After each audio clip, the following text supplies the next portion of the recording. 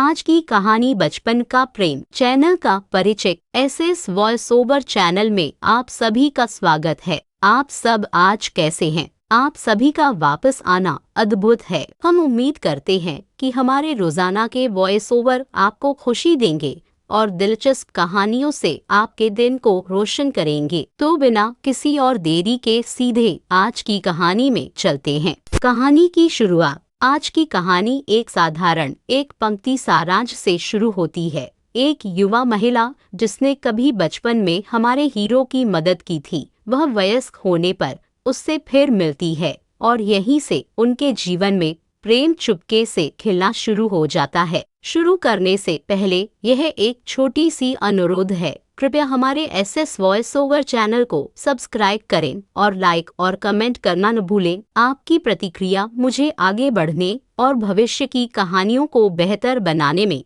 मदद करती है। कहानी शुरू। भाग 1, भागना और एक अप्रत्याशित मुलाकात। हमारी फिल्म हीरोइन के परिचय के साथ खुलती है। वह अपनी सहेली के साथ फोन पर है, तनावग्रस्त और भावनात्मक लग रही है। क्या मैं तुम्हारे घर आ सकती हूँ? मैंने अपना घर छोड़ दिया, कृपया क्या तुम मेरी मदद कर सकती हो? उसकी सहेली तुरंत जवाब देती है, बेशक, चिंता मत करो, सीधे मेरे घर आओ, मैं सब संभाल लूंगी। अब हम उसके भागने का कारण देखते हैं। हीरोइन की माँ अत्यधिक सख्त हैं। उन्हें पारिवारिक प्रतिष्ठा और शाहीपन का जुनून है। हीरोइन हालांकि एक फैशन डिजाइनर बनने का सपना देखती है, जबकि उसकी माँ चाहती है कि वह एक धनी व्यक्ति से शादी करे। इस टकराव के कारण वह घर छोड़ने का फैसला करती है। उसकी सहेली जेनी उसे सांत्वना देने की कोशिश करती है, चिंता मत करो, मेरे अंकल तुम्हें लेने आ रहे हैं।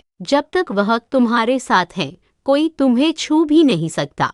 लेकिन अचानक उसकी माँ के अंगरक्षक दिखाई देते हैं। हीरोइन घबरा जाती है, जल्दी से अपने कपड़े बदलती है और भागने की कोशिश करती है। और जैसा कि हम सभी जानते हैं, फिल्मों में एक साधारण पोशाक बदलने से लोग पहचान से बाहर हो जाते हैं, लेकिन असल जिंदगी में हम सेकंडों में पकड़े जाएंगे। वह छिपने की बेताबी में इधर-उधर भागती है। उसी पल हीरो दृश्य में प्रवेश करता है। वह उसका हाथ पकड़ता है और पूछता है, क्या तुम्हें मदद चाहिए? वह उसे पहचान लेती है और कहती है, हाँ कृपया, वे मेरा पीछा कर रहे हैं। आप जेनी के अंकल हैं, है ना? कृपया मेरी मदद करें। हीरो जवाब देता है, मैं तुम्हारी मदद करूंगा, लेकिन पहले मुझे माफ कर दो। और वह ऐसा कार्य करता है जैसे वह उसे चूमने वाला हो। हीरोइन चौंककर अपने मन में सोचती है, हे भगवान, क्या यह आदमी ओवर एक्टिंग कर रहा है? इस तरह की चाल तो सबको पता है।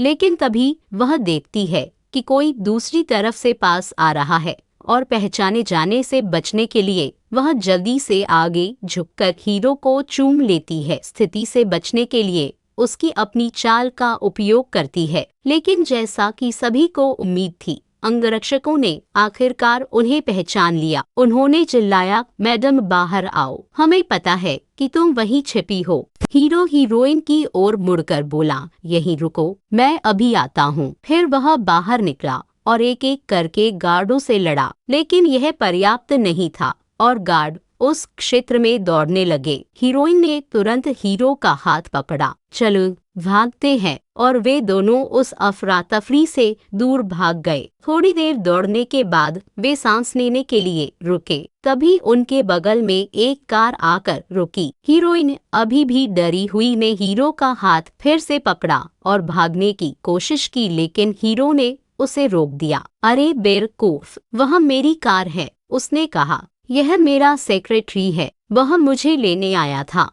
एक और सेकंड बर्बाद किए बिना हीरो ने अपने सेक्रेटरी को कार से बाहर निकाला, हीरोइन के साथ कूदकर अंदर बैठा और चला गया। जैसे ही वे गाड़ी चला रहे थे, हीरोइन ने अपने जीवन के बारे में बात करना शुरू कर दिया। उसने उसे अपनी माँ के बारे में सब कुछ बताया। वह कितनी सख्त थी, वह केवल रुतबे और प्रतिष्ठा की परवाह कैसे करती थी, और वह अपनी बेटी को किसी ऐसे व्यक्ति से शादी करने के लिए मजबूर कर रही थी जिसे वह प्यार नहीं करती थी। हीरो ने चुपचाप सुना और फिर कहा, चिंता मत करो, तुमने छोड़कर सही किया। अब तुम अपने खुद के फैसले लेने के लिए आजाद हो और चिंता मत करो, आगे जो कुछ भी होगा मैं तुम्हारी मदद करूँगा। तभी हीरोइन का फोन बजा, उसकी माँ का। उनकी आवाज गुस्से वाली थी, अपनी बेटी को तुरंत घर आने का आदेश दे रही थी। यह सुनकर हीरोइन परेशान और भावनात्मक हो गई। उसकी उदासी देखकर हीरो ने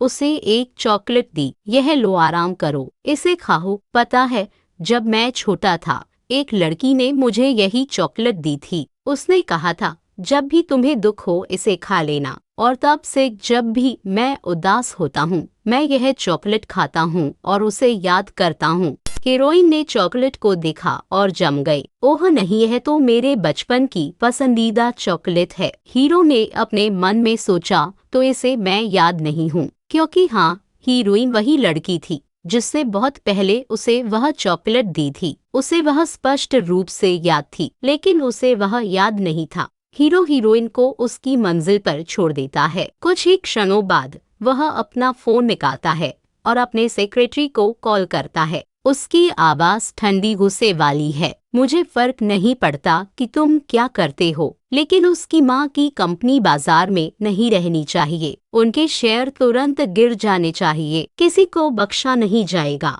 भाग 2, सच्चा प्यार और पहली लड़ाई। कट टू हीरोइन और उसकी सहेली जेनी दोनों एक पब में अंदर जाते हैं, मस्ती करने के लिए तैयार हैं। जेनी, चलो मजे करो, थोड़ी ड्रिंक लो, अपने दिन का आनंद लो।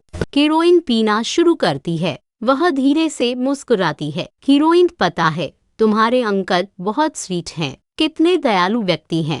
जेनी लगभग अपनी ड्रिंक थूक देती है। जेनी, हे भगवान, तुम उन्हें बिल्कुल नहीं जानती। सब लोग उनसे डरते हैं।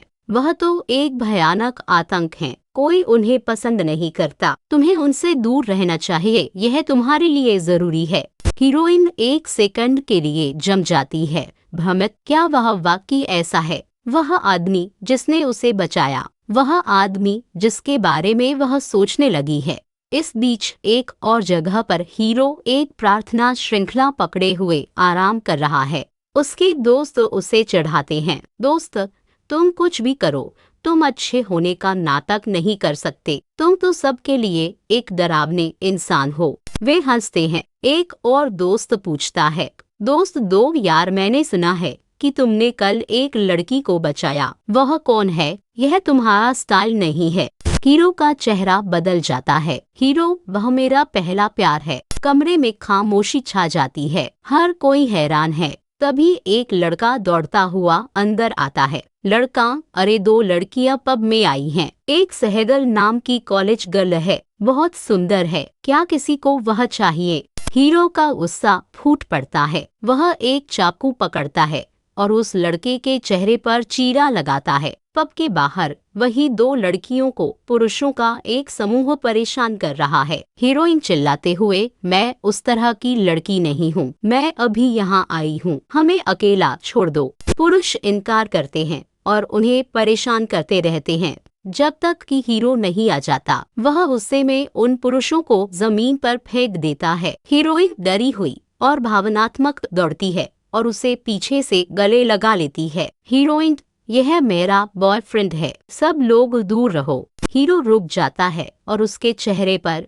एक धीमी मुस्कान आ जाती है। वह खुश है। उनकी ताने सुनकर हीरो का चेहरा बदल गया। उसने हीरोइन का हाथ कसकर भावनात्मक रूप से पकड़ा, उसे जाने देने से इनकार कर दिया। वह दर्द से कराह उठी, फिर भी उसने उसे नहीं छोड़ा। इसके बजाय उसने भीड़ पर गरजते हुए कहा, अगर किसी ने दोबारा इसे छूने की हिम्मत की तो मैं कसम खाता हूँ, मैं तुम्हारा चैप्टर खत्म कर दूंगा। याद रखना। डरकर वे तुरंत बिखर गए। हीरोइन उसकी ओर मुड़ी, सांस कांप रही थी। धन्यवाद, मुझे तुम्हारी वजह से बहुत राहत मिली है। लेकिन फिर उसकी आंखें चौड़ी हो गई। मेरी सहेली मेरे साथ आई थी, वह कहाँ है? मुझे वह नहीं मिल रही। हीरो ने शांत होकर जवाब दिया, चिंता मत करो, वह इस जगह को जानती है। वह सुरक्षित घर पहुंच जाएगी। अभी के लिए मैं तुम्हें छोड़ देता हूँ। वह उसे कार तक ले गया,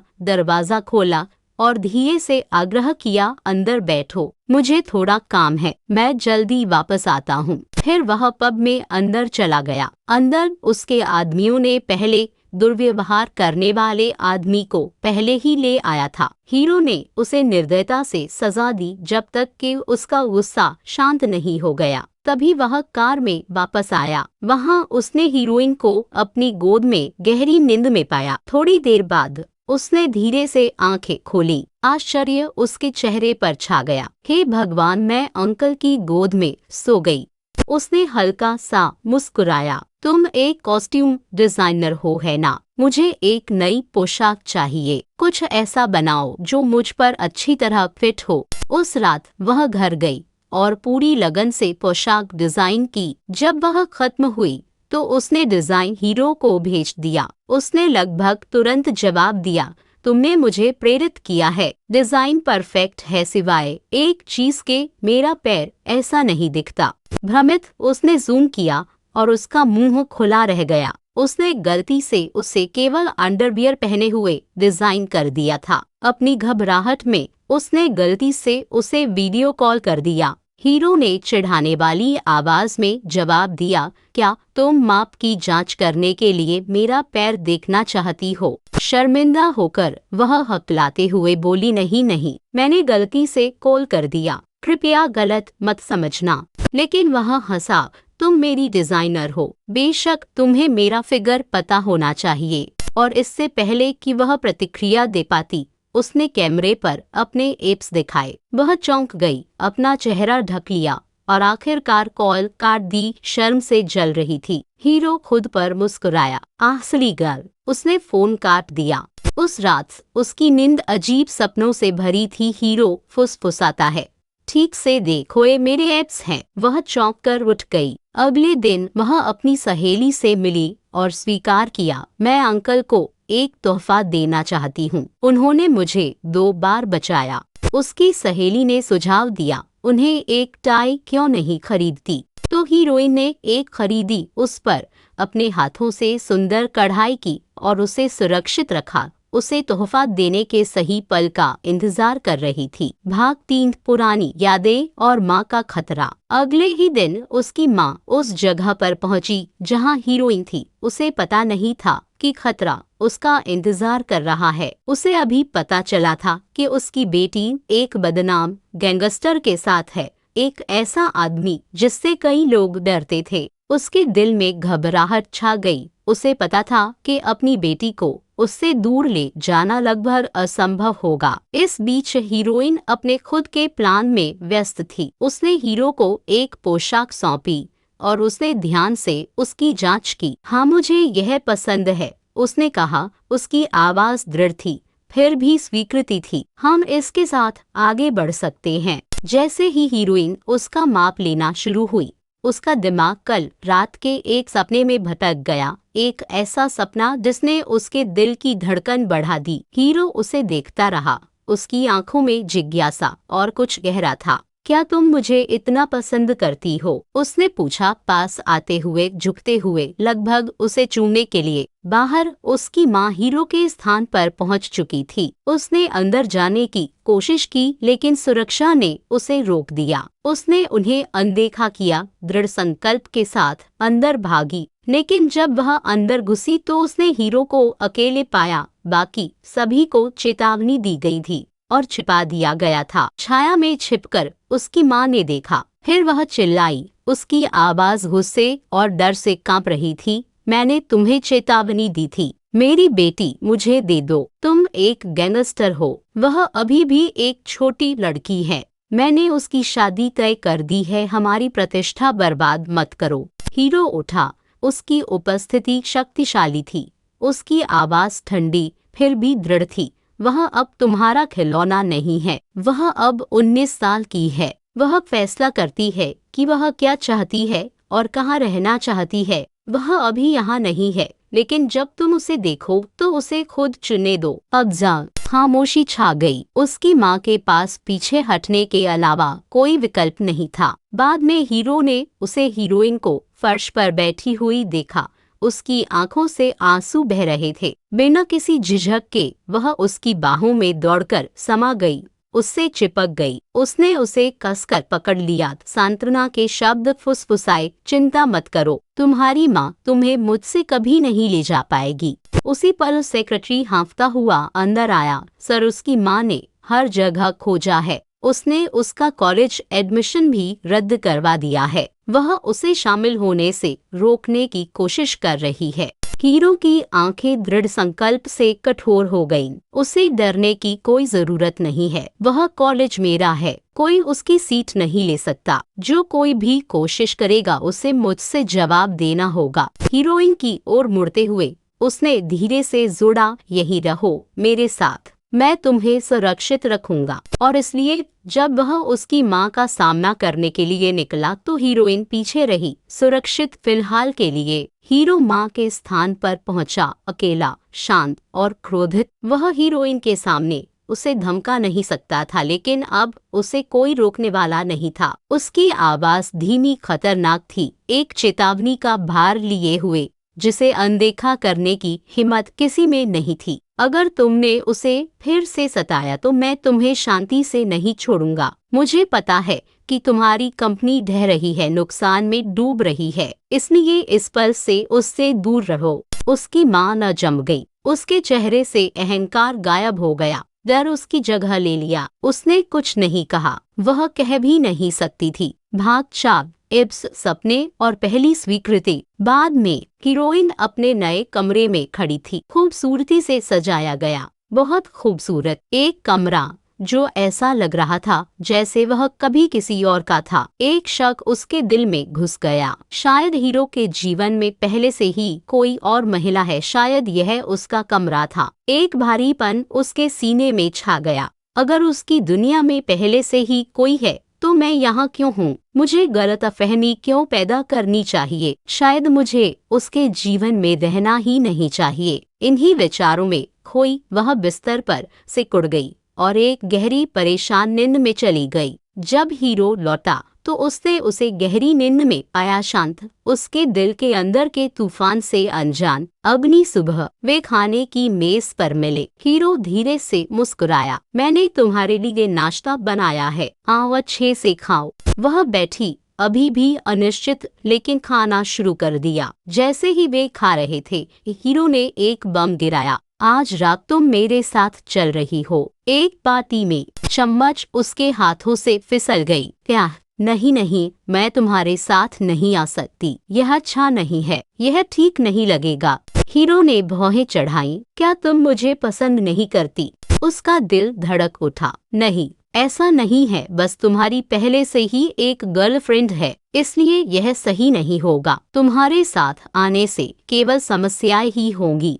हीरो ने उसे घूर कर देखा, भ्रमित। एक गर्लफ्रेंड? तुम्हें यह किसने बताया? हीरोइन ने निगल लिया, मैंने तुम्हारे घर में वह कमरा देखा, महिलाओं के सामान से भरा हुआ, जाहिर है कोई लड़की वहाँ रहती है, और तुमने कहा था तुम्हारी बचपन की एक स्वीटहार्ट है, इसलिए मैंने मान लिया वह तुम्हारे जीवन की लड़की है। एक पल के लिए खामोशी छा गई, फिर हीरो धीरे से हंसा, एक गर्म अविश्वसनीय हंसी। ओह सिली गर्ल। वह करीब आया, आंखें कोमल थीं। मैंने वे शब्द इसलिए कहे क्योंकि मैं चाहता था कि तुम्हें कुछ याद आए, और अब मैं तुम्हें बताता हूँ।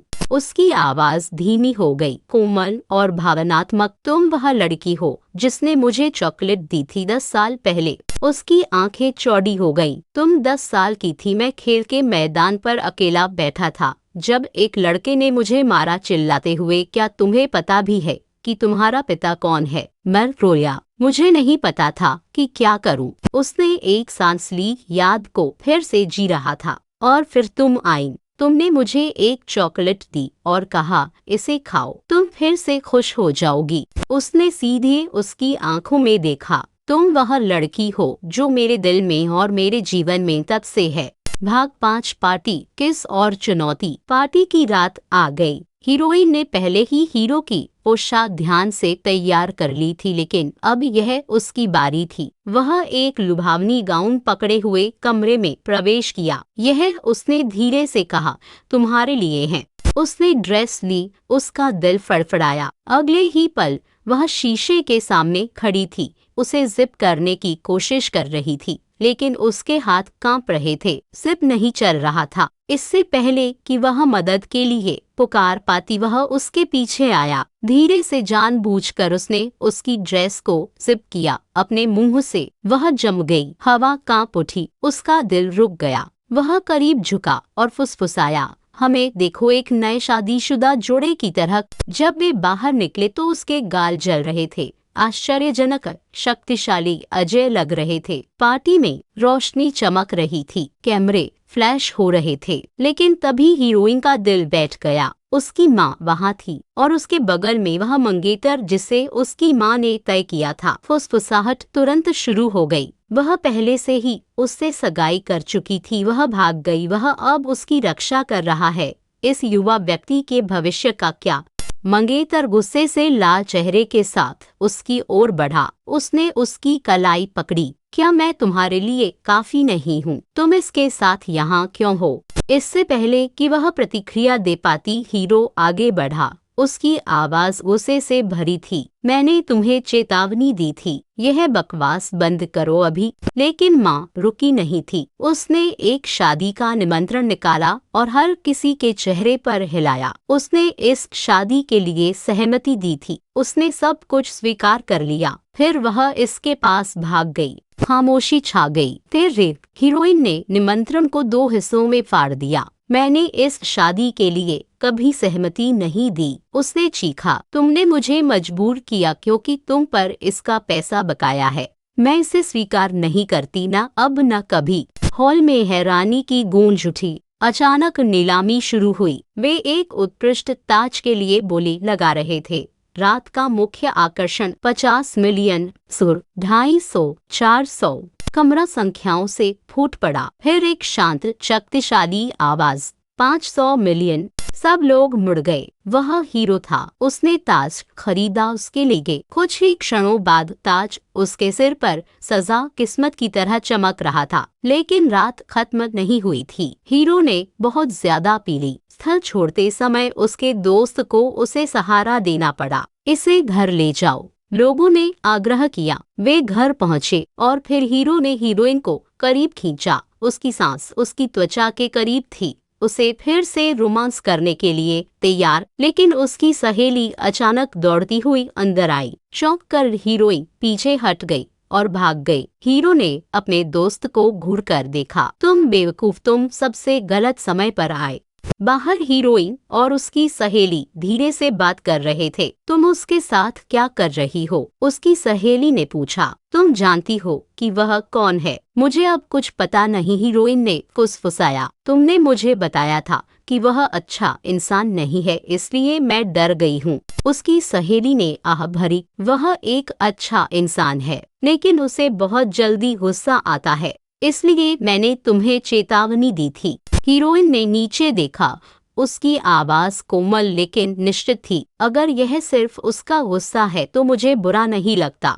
भाग 6, कॉलेज की चुनौती और एड्स का खुलासा। अगले दिन हीरो कॉलेज पहुंचा और उसके साथ वह आई। हीरोइन गेट के माध्यम से कदम रखा और उसके हाथों में एक टाई। उसने कोमल मुस्कान के साथ उसे आगे बढ़ाया। मैं यह तुम्हारे लिए लाई हूँ, इसे पहनो। और पहली बार उसका दिल खुशी से कांप उठा। लेकिन जैसे ही वह कैंपस में गहराई में चली गई, फुसफुसाहट शुरू हो गई। पूर ठंडी हवा में चाकुओं की तरह कटती हुई। मैंने सुना है कि उसमें कोई प्रतिभा नहीं है, उसे केवल सिफारिशों के माध्यम से प्रवेश मिला। उसे यहाँ स्वीकार किए जाने के लिए कुछ करना पड़ा होगा। उसकी सहेली और सहन नहीं कर पाई। वह गुस्से में फूट पड़ी। क्या तुम में से कोई उसे जानता भी है? अगर तुम खुद परफेक्ट नहीं हो तो किसी और के बारे में बात करने की हिम्मत मत करना। लेकिन आग यहीं समाप्त नहीं हुई। जूली नाम की एक लड़की आगे बढ़ी मुस्कुराते हुए। तो साबित करो, चलो प्रतिस्पर्धा करते हैं। हम में से प्रत्येक एक डिजाइन बनाएगा और उसे ऑनलाइन अपलोड करेगा। जिसका डिजाइन पहले बिकेगा वह रहेगा। हारने वाला इस कॉलेज को हमेशा के लिए छोड़ देगा।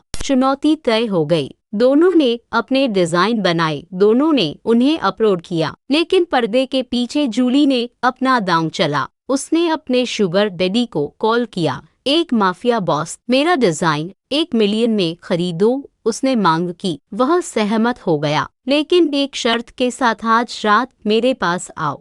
और उसने स्वीकार कर लिया। उसका डिजाइन तुरंत बिक गया। भीड़ ने जयकार की। हीरोइन का डिजाइन बिल्कुल नहीं हिला, हवा में शक भर गया। हीरोइन ने पूछा, क्या तुमने धोखा दिया? जूली ने मुस्कुराया, मैं तो बस यही बैठी हूँ, क्या तुम्हें नहीं पता? लेकिन अचानक नोटिफिकेशन, उसका डिजाइन भी बिक गया। 1 मिलियन में। खामोशी, आश्चर्य। फिर हीरो दिखाई दिया, अकेले नहीं। वह जूली के शुगर डैडी को अपने साथ लाया, जो डर से कांप रहा था। कृपया मुझे बख्श दो, वह रोया। उसने आज रात मुझसे मिलने के लिए सहमति दी, इसलिए मैंने उसका डिजाइन खरीदा।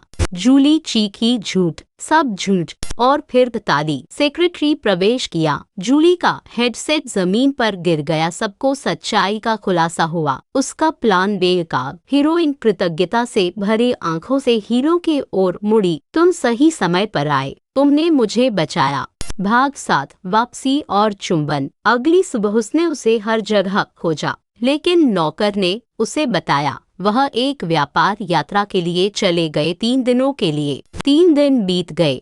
एक बड़ा मुकाबला घोषित किया गया, जीतने वाला डिजाइन अंतर्राष्ट्रीय जाएगा। हीरोइन को पता था कि हीरो समझेगा कि यह कितना महत्वपूर्ण था। उसने इंतजार किया और इंतजार किया, लेकिन वह कभी नहीं आया। जब तक वह स्टेज की ओर बढ़ी, वह पहुंचा। क्या तुमने मुझे याद किया? उसने धीरे से पूछा। मैंने तुम्हें अपना फोन चेक करते हुए देखा, मेरे संदेशों का इंतजार करते हुए। क्या मैं सही हूँ? वह शर्मा गई, घबरा गई। सब लोग देख रहे हैं, उसने फुसफुसाया और दूर चली गई, क्योंकि अब अपनी खुद की रचना पहनने का समय था और अपनी किस्मत का सामना करने का। भाग 8, प्रतियोगिता और जुनून। और जैसे ही हीरोइन स्टेज पर कदम रखे, तूफान आ गया। जूली, क्रोधित, कांपती हुई आंखें उसे से जल रही थीं। तुमने मेरा नाम बर्बाद कर दिया, वह चीखी। मैं तुम्हें एक सबक सिखाऊंगी जिसे तुम कभी नहीं भूलोगी।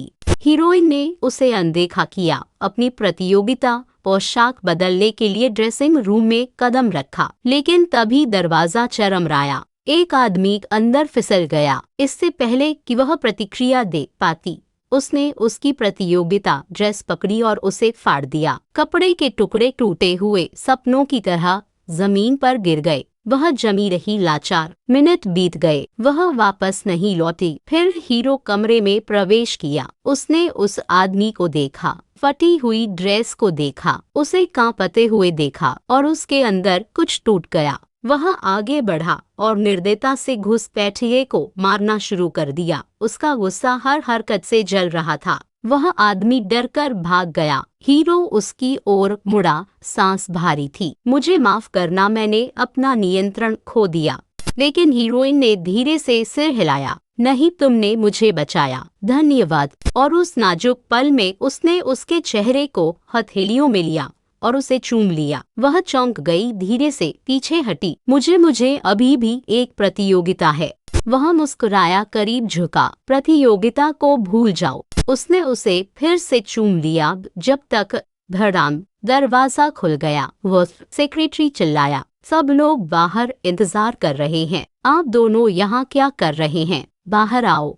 हीरो ने उसे घूर कर देखा, क्रोधित। मैं तुम्हारी 4 महीने की सैलरी काट रहा हूँ। सेक्रेटरी जम गया। हीरोइन ने जल्दी से अपनी ड्रेस ठीक की, कांपते हाथों से उसे बदल दिया और स्टेज पर कदम रखा। दर्शक हैरान रह गए। उसकी ड्रेस चमक उठी रोशनी के हर कोण के साथ रंग बदल रही थी, एक जीवित इंद्रधनुष। लेकिन जूली हताश खड़ी हुई और चिल्लाई, यह उसकी प्रतिभा नहीं है। मैंने यही ड्रेस एक यूट्यूब चैनल पर देखी है। उसने गर्व से वीडियो दिखाया। भीड़ बुदबुदाई, लेकिन हीरोइन ने अपनी ठुड्डी ऊपर उठाई। वह चैनल मेरा है, मैंने इसे अपनी माँ से छिपाया था। उन्होंने मुझे फैशन को आगे बढ़ाने की कभी अनुमति नहीं दी, इसलिए मैंने वीडियो में अपना चेहरा छिपा कर रखा। अगर आपको संदेह है तो कॉलेज से जांच कर लें। सच्चाई बिजली की तरह गिरी। जूली का अंतिम प्लान रह गया। सुरक्षाकर्मी अंदर आए और जूली को चीखते हुए घसीट ले गए। काला दिल भाग 9 भाई की साजिश और मां का ब्लैकमेल। कहानी बदलती है। शहर के एक और हिस्से में हीरोइन की मां हीरो के भाई के महल में पहुंची। वह परिवार की संपत्ति का असली मालिक था। हीरो दूसरी पत्नी से पैदा हुआ। केवल वह छोटी कंपनी रखता था जो उसके पिता ने उसके लिए छोड़ी थी और उसका भाई उस कंपनी को वापस चाहता था बुरी तरह से। हीरोइन की मां आगे झुकी फुसफुसाते हुए, मैं इसे लेने में तुम्हारी मदद कर सकती हूँ। एक दुष्ट योजना बनने लगी। इस बीच हीरो और हीरोइन प्रतियोगिता के अंतिम दौर के लिए एक और स्थल पर यात्रा कर रहे थे। वे एक होटल पहुँचे। केवल यह पता चला कि केवल एक ही कमरा बचा था। हीरोइन घबरा गई। नहीं चलो कोई और होटल ढूंढते हैं। लेकिन हीरो करीब आया। उसकी आवाज धीमी थी। क्या तुम्हें खुद पर भरोसा नहीं है? क्या तुम्हें मुझ पर भरोसा नहीं है? उसने उसे फिर से चूम लिया, धीमा, देर तक, जब तक कि वह अचानक पीछे नहीं हटा। तुमने अभी कॉलेज खत्म नहीं किया है, उसने फुसफुसाया। मैं इंतजार करूंगा, मैं वह सीमा पार नहीं करूंगा। वह उसे घूरकर देखती रही। दिल धड़क रहा था। पास की मेज पर एक बोतल थी। वाइन एक हानिरहित ड्रिंक की तरह चमक रही थी। यह सोचकर कि यह एक सॉफ्ट ड्रिंक है, हीरोइन ने उसे लिया और पी लिया। रात हुई। हीरोइन करीब झुकती है। भावनाओं से अभिभूत हीरो को बार बार चूम रही है। वह विरोध करने की कोशिश करता है, उसे रोकने की कोशिश करता है, लेकिन उसके आंसू, उसकी हताशा, उसकी गर्मी, वह लड़ नहीं सकता। और फिर सुबह की रोशनी। वह अचानक जाग जाती है। हीरो को अपने बगल में सुरक्षात्मक ढंग से पकड़े हुए देखकर चौंक जाती है। कल रात क्या हुआ? वह पूछती है। सांस कांप रही है। वह एक कोमल मुस्कान देता है। कुछ नहीं हुआ। तुमने मुझे चूमा लेकिन मैंने खुद पर नियंत्रण रखा। वह हंसती है, आधा चिढ़ाते हुए, आधा चुनौती देते हुए। तो तुम उसके लिए योग्य नहीं हो हूँ। वह केवल मुस्कुराता है और करीब आता है। उपहार पैक किया हुआ। उपहार भाग 10 जन्मदिन, अलविदा और पुनर्मिलन। अगले दिन हीरो का जन्मदिन। एक रहस्यमय महिला हीरो के घर आती है। बिना किसी स्पष्टीकरण के वह उसके साथ चला जाता है। हीरोइन कुछ ही क्षणों बाद पहुंचती है, एक उपहार लिए हुए। दिल आशा से भरा है और उनकी कार को दूर जाते हुए देखकर जम जाती है। उसकी माँ उसके पीछे दिखाई देती है। आवाज धारदार है। देखा, मैंने तुम्हें चेतावनी दी थी। ये गैंगस्टर खतरनाक आदमी, उनके पास कई लड़कियां होती हैं, तुम तो बस उनमें से एक हो। लेकिन हीरोइन दृढ़ खड़ी रहती है। नहीं, मैं उसे जानती हूँ, मैं उस पर भरोसा करती हूँ। उसकी माँ करीब आती है, आंखें ठंडी हैं। तो ध्यान से सुनो, मैं उसे बर्बाद करने जा रही हूँ। मैं सब कुछ ले लूंगी, उसकी कंपनी, उसकी प्रतिष्ठा। मेरे पास तुम्हारे अतीत के उपचार का सबूत है, सबूत जिसे मैं तुम दोनों को नष्ट करने के लिए जारी कर सकती हूँ। अगर वह तुमसे शादी करता है तो शेयर धारक भाग जाएंगे, उसका साम्राज्य ढह जाएगा। हीरोइन टूट जाती है, उसकी आवाज कांप रही है। क्या तुम मेरी माँ भी हो? कोई माँ ऐसा नहीं करेगी, तुम एक राक्षस हो कहीं और। हीरो अपनी माँ की कब्र पर खड़ा है। उसने उसी दिन अपना जीवन समाप्त कर लिया था जिस दिन वह पैदा हुआ था। तब से उसने कभी अपना जन्मदिन नहीं मनाया। घर लौटकर वह हीरोइन को खोजता है, लेकिन वह चली गई है। केवल एक पत्र बचा है। वह उसे छोड़कर जा रही है। हवाई अड्डे पर हीरोइन अकेले इंतजार करती है। आंखें दुख से भारी हैं। एक हाथ उसके कंधे को छूता है। वह मुड़ती है।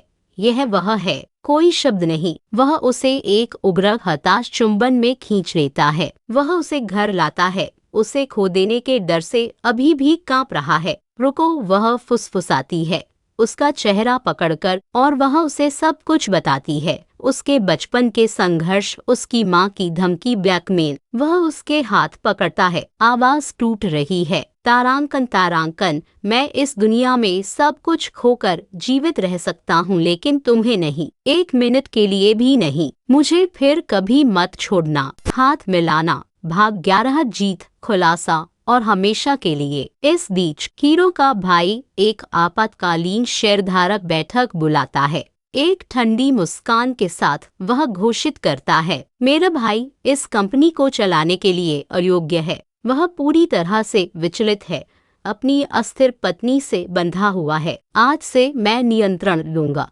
इस बीच माँ प्रकट हुई। उनकी उपस्थिति से कमरा सहमा हुआ था। उनके पास एक प्रमाण पत्र था, हीरोइन की मानसिक स्थिति का प्रमाण। अचानक हीरोइन की आवाज तीव्र और कड़वी होकर टूटी, यह है सब इसकी वजह से है। इसने मुझे पीटा, इसने मेरे बचपन में मुझे सताया और मुझे अवसाद की गहराइयों में धकेल दिया।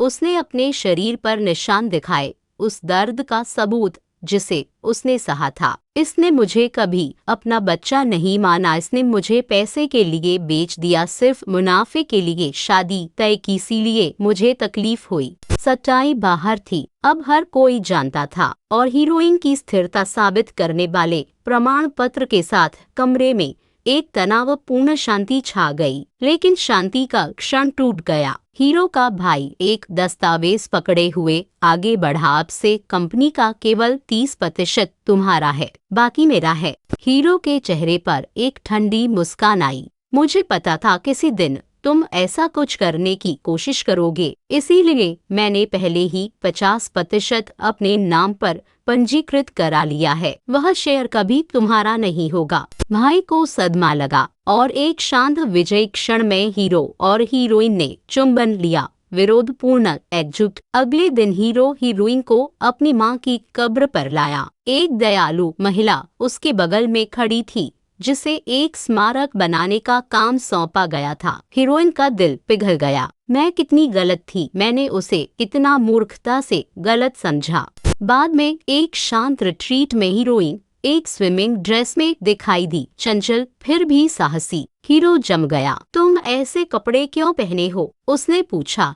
आश्चर्य और सुरक्षात्मकता का मिश्रण था। यहाँ केवल सिक्योरिटी गार्ड है, तुम्हारी क्या समस्या है? उसने चिढ़ाते हुए जवाब दिया। कोई नहीं, एक भी आत्मा नहीं तुम्हें इस तरह नहीं देखेगी, उसने दृढ़ता से कहा। गार्ड विवेकपूर्ण ढंग से चला गया और वहां चमकते हुए पूल में उन्होंने एक भावुक चुंबन साझा किया। लेकिन शांति क्षण भंगुर थी। अचानक हीरोइन की मां प्रकट हुई, उसे अपहरण कर लिया, केवल उसका मोबाइल पीछे छोड़ गई। हीरो को भ्रम और डर ने जकड़ लिया। बंधी और पीटी गई हीरोइन ने विनती की, कृपया मुझे शांति से अपना जीवन जीने दो। उसकी मां का ठंडा जवाब हवा में कट गया। शांति, उस गैंगस्टर के साथ नहीं, उससे शादी करो, वह तुम्हारा उत्तम मिल है।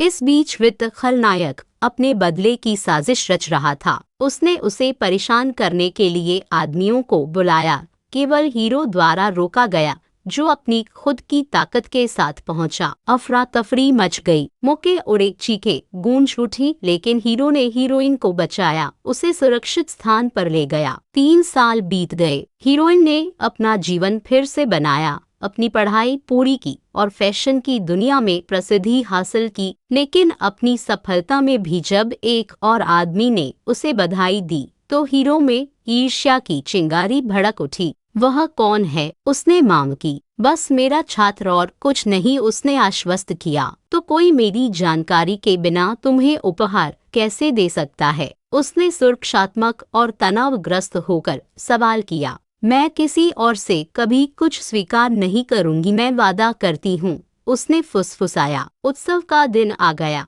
हीरो के दोस्त ने हीरोइन के कमरे में एक उपहार छोड़ दिया, एक आश्चर्यजनक उत्तेजक पोशाक। शौक कर उसने उसे छिपाने की कोशिश की, लेकिन हीरो प्रवेश किया, एक क्लिप पकड़े हुए और एक चिढ़ाने वाली मुस्कान के साथ कहा, जाओ स्नान कर लो, तुम्हें शायद कुछ बुरी गंध आ रही होगी। उसने आज्ञा मानी और चमकदार होकर लौटी। ड्रिंक्स बहने लगे, हंसी और चंचल चुंबन से कमरा भर गया। आखिर का डर से पूरी तरह आजाद पूरी तरह प्यार में कहानी अपने सुखद अंत तक पहुंची। सवाफी तो दोस्तों, क्या आपको यह कहानी सुनकर खुशी हुई? अगर आपको यह पसंद आई तो कमेंट करना और मुझे अपने विचार बताना मत भूलना। साथ ही मेरे चैनल को सब्सक्राइब करना सुनिश्चित करें ताकि आप हमारी अगली रोमांचक कहानी को मिस न करें। एक बार फिर मैं आप सभी से प्यार करता हूँ। मुझे उम्मीद है कि आप में से हर कोई अपने जीवन के हर पल का आनंद लेगा। हम अगली कहानी में फिर मिलेंगे। दोस्तों, खुश रहे, प्रेरित रहें।